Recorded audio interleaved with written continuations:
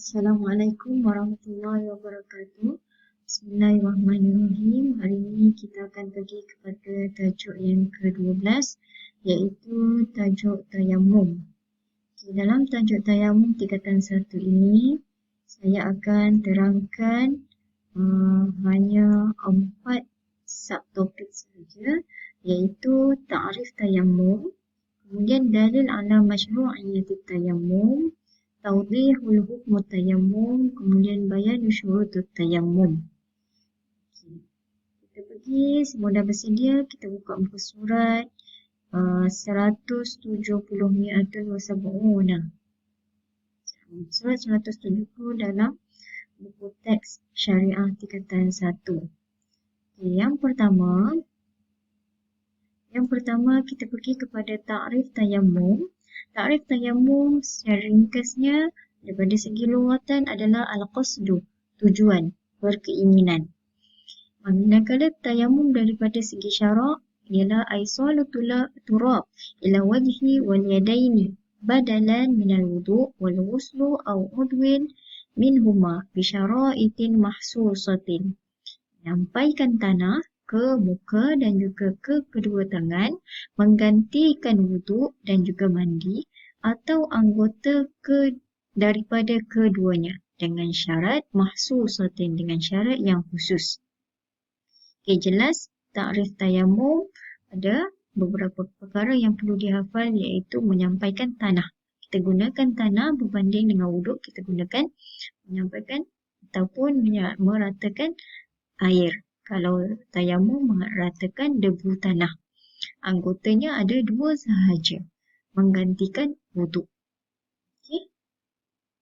Seterusnya pergi kepada dalil. Dalil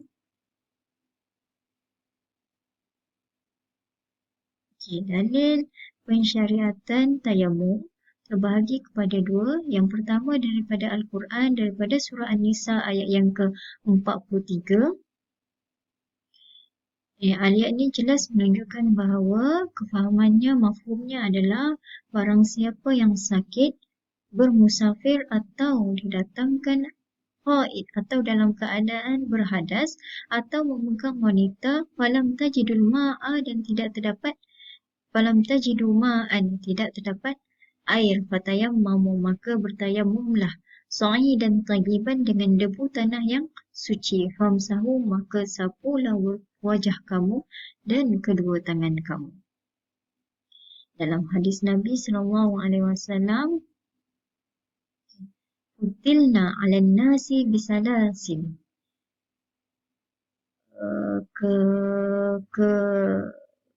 kelebihan kita berbanding manusia lain ada 3 perkara. Dijadikan saf-saf kita seperti saf-saf malaikat. Dijadikan bagi kita bumi kesemuanya adalah masjid, wajulat, dan dijadikan turbatuha, debu tanah bagi kita yang bersih, izalam najid al-ma'a, apabila tidak terdapat air. Rawahul Muslim. Kemudian kita pergi kepada tajuk yang seterusnya, hukum tayamum. Hukum tayamum. Okey, setakat ni faham? Yang pertama kita hanya belajar bab ta'rif dan yang kedua berkaitan dengan dalil. Sekarang kita pergi kepada hukum tayamum.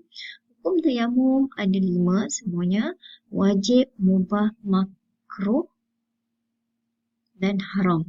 Wajib apabila, secara kesimpulannya, wajib ini apabila al-faqdul ma', ketika ketiadaan air daripada segi hisab, pemerhatian, kita nampak tak ada air, ataupun kita takut akan kebinasaan. Kalau kita guna air, semakin teruk keadaannya. Sebagai contoh, luka di tangan. Apabila luka tersebut terkena air, lebih teruk atau sebagainya, itu jatuh hukum wajib menggunakan bertayamum. Yang kedua adalah mubah. Mubah bermakna harus. Yubahu iza kana mutayammim, dibolehkan apabila orang yang bertayamum mampu berwuduk ala isti'mal ma' dengan menggunakan air dan dia membeli dengan harga yang lebih mahal. Okey, mampu di sini adalah mampu mengadakan air tersebut. Tapi air tersebut diadakan dengan membeli air dengan harga yang lebih mahal. Contohnya apabila sebuah negeri tiada air paip, air tiada, maka dia terpaksa membeli air mineral. Harga biasa air mineral RM1, apabila tak ada air mineral naik. Harga RM3. Jadi nak tak nak, untuk berwuduk dia terpaksa beli harga RM3. Tapi bila dalam keadaan begitu, orang tersebut dibolehkan untuk bertayamum menggantikan wuduk tersebut. Makruh apabila dia mengulangi tayamum. Makruh ya, mengulangi tayamum. Dan yang seterusnya haram. Haram yatayamum biturabil maksubin. Haram bertayamum dengan tanah yang dirampas ataupun dicuri. Seterusnya surat 173.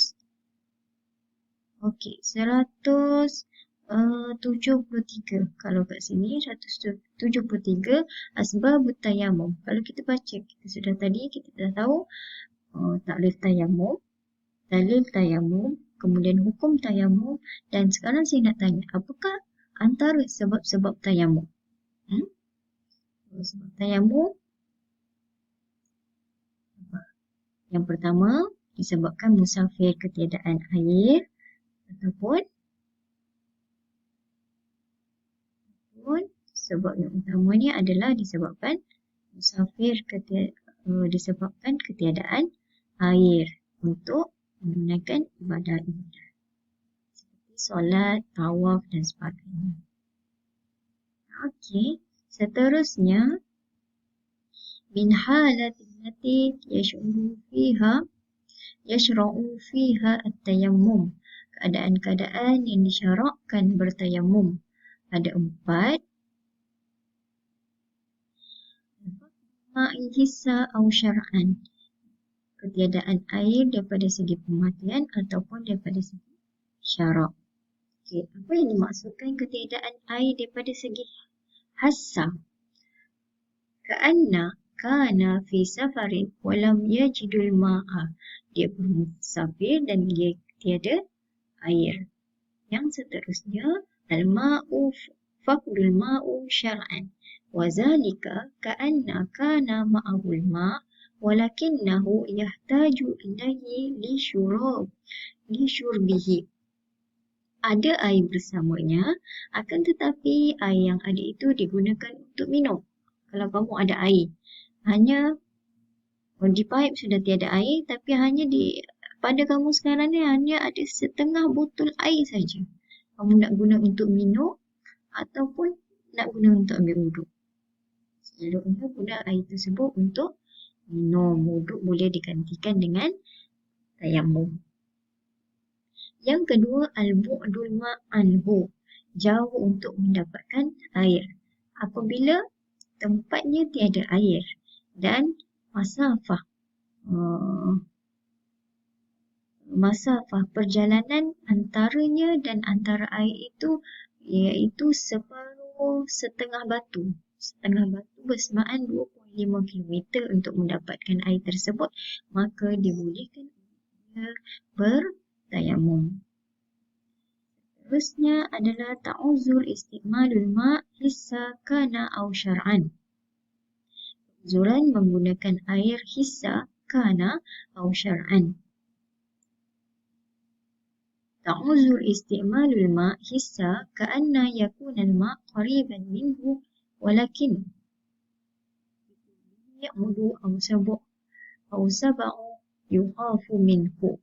Keuzuran menggunakan air secara hassa ni adalah air itu dekat tetapi untuk kita menghampiri air tersebut ada musuh ataupun ada benda-benda yang ada binatang buas. Seperti kita sesat di hutan, kita nampak di sana ada air sungai.